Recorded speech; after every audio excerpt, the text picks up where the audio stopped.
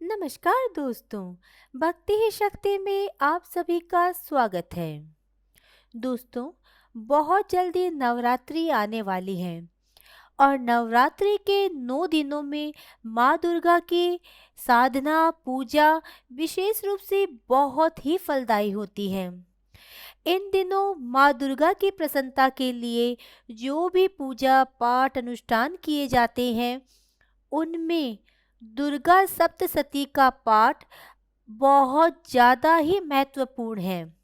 यदि नवरात्रि में दुर्गा सप्तशती का पाठ 9 दिनों तक पूरे विधि विधान से अगर किया जाए तो माँ दुर्गा शीघ्र अतिशीघ्र प्रसन्न होकर अपने भक्तों को आशीर्वाद देती है। आज हम बात करेंगे दुर्गा सप्तशती के पाठ के बारे में। दुर्गा सप्तशती पाठ क्या है और इसके जो जो अध्याय है उनसे क्या क्या फलों की प्राप्ति होती है।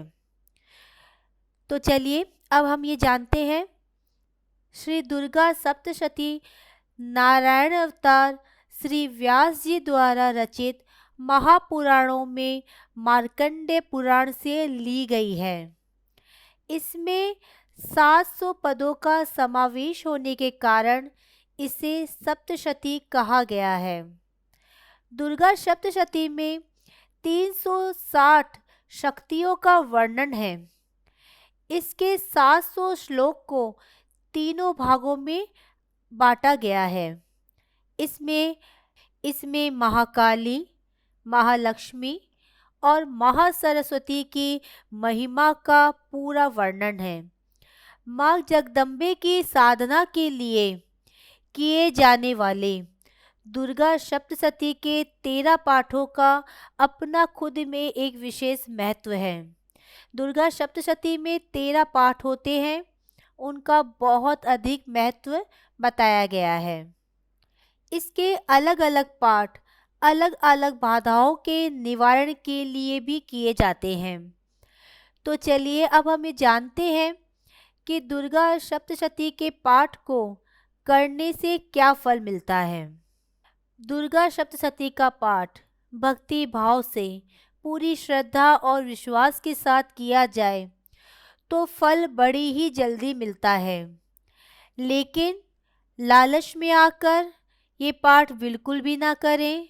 किसी की बुराई के लिए, किसी का बुरा चाहने के लिए ये पाठ कभी ना करें, क्योंकि ऐसे बुरा सोचकर या लालच में अगर ये पाठ किया जाता है तो इसका कोई फल नहीं मिलता।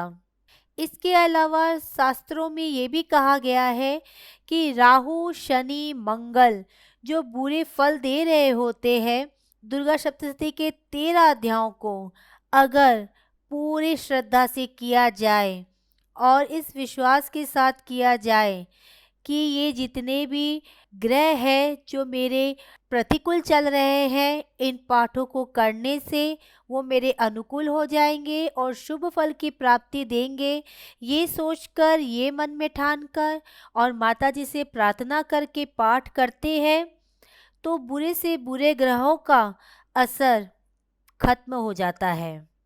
दुर्गा सप्तशती के पहले अध्याय का पाठ करने से हर तरह की चिंता मिटती है। मानसिक विकारों की वजह से अगर कोई भी अड़चने आ रही है और मन को सही दिशा की ओर नहीं ले जा पा रहे हैं, चेतना खो गई है, तो इन सब को सही राह पे लाने के लिए प्रथम अध्याय किया जाता है। द्वितीय अध्याय कोई भी सरकारी मुकदमा, झगड़ा जितने भी है या फिर किसी भी काम में विजय पाने के लिए इस पाठ को अगर किया जाता है तो ये पाठ बहुत जल्दी फलदायी होता है। लेकिन और आपने गलत किसी पर किया हो तो फल नहीं मिलता, बल्कि वह बहुत बुरा परिणाम देता है। तृतीय अध्याय अगर कोई शत्रु बार बार आपको परेशान कर रहा है तो उससे छुटकारा पाया जा सकता है। शत्रु यदि बिना कारण बन रहे हैं और नुकसान का पता ना चल रहा हो कि ये नुकसान कौन कर रहा है, चाहे नुकसान स्वास्थ्य का हो, चाहे नुकसान बिजनेस का हो, दुकान का हो, कोई भी तरह का अगर नुकसान हो, आपको पता नहीं कि ये कौन कर रहा है, तो तृतीय अध्याय का पाठ करने से वो सारे दोष मिट जाते हैं। वो सारी जो शत्रु आपके खिलाफ थे, वो आपके खिलाफ होने बंद हो जाएंगे, आपका बुरा चाहना बंद कर देंगे। चतुर्थ अध्याय भक्ति, शक्ति तथा दर्शन के लिए जो साधना से जुड़े होते हैं, वे समाज हित को साधना को चेतना देना चाहते हैं, तो ये पाठ फल देता है।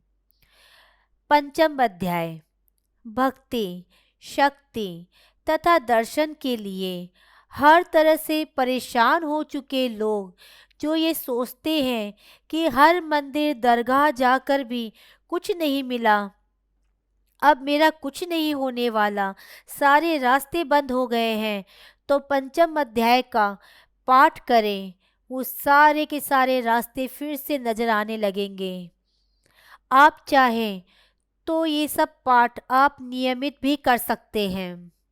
षष्ठम अध्याय डर, बाधा हटाने के लिए शक, राहु का अधिक खराब होना, केतु का पीड़ित होना, तंत्र मंत्र, जादू टोना, भूत, इस तरह के डर जो पैदा हो गए हैं या इस तरह के डर आपको सता रहे हैं, तो इस अध्याय का पाठ आप अवश्य करें, फल आपको जरूर मिलेगा।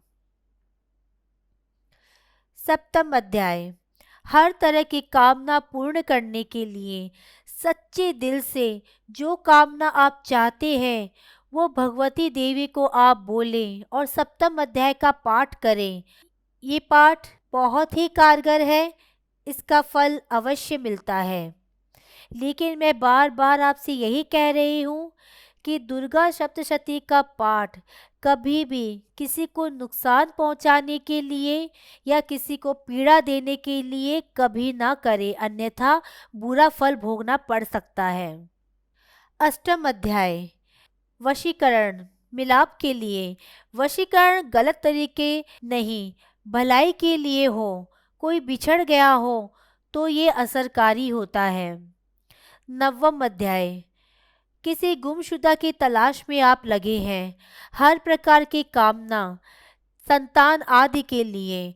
बहुत से लोग जो घर छोड़ के जा चुके हैं, जो खो गए हैं, उन्हें वापस लौटाने के लिए नवम अध्याय का पाठ बहुत ही फलदायी है।